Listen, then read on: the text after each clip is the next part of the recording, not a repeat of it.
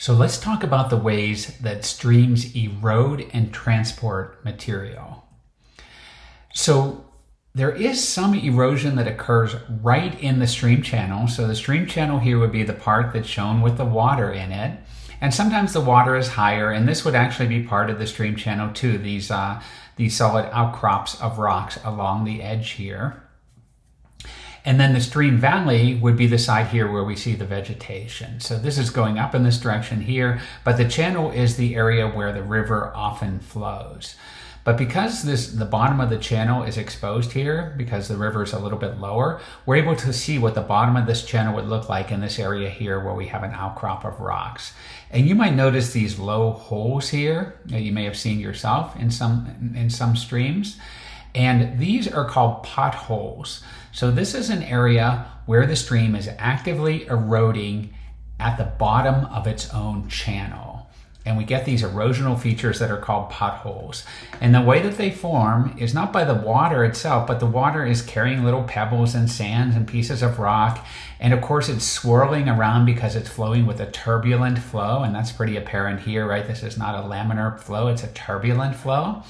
And that turbulent flow is causing all kinds of abrasion and digging out of this hole right into the rocks by little pieces of pebbles and sand and other little pieces of rocks that might be moved along by the water.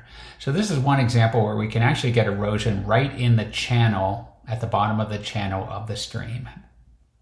And once again, these are called potholes, P-O-T-H-O-L-E-S. Once material is picked up by the stream, it can be moved in three different ways. One type of stream transport is the bed load that's being moved along by the streams. And these would be the rocks and pebbles at the bottom of the stream that are either just being slid along or rolled along by the stream. And that's what's moving along the bottom of the stream. If we look in the water associated with the stream channel itself, we can also see that there might be material like mud or silt or even sand that's being moved in suspension. It's in the water column as the stream moves in this direction from left to right here.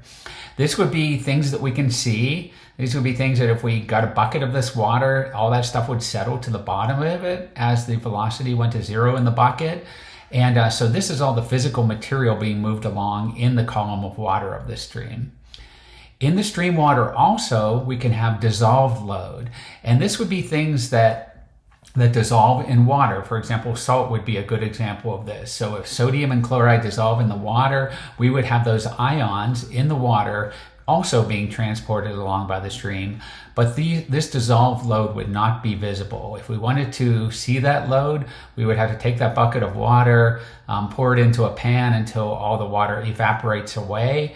And then the crust that would be left would be what used to be dissolved load and is now precipitated out. Here's an example here showing the bed load of a stream. All of these things are not currently being moved along by the stream, but they could be if the stream were flowing more quickly. So sometimes we have flood events where bed load is moved along much more quickly along the bottom of the stream. And this picture here would be a good example of suspended load. So all of this material here, all of this mud and silt is being moved along by the stream, and it's in the column of water that's in the stream, and it's just making it look very murky or muddy.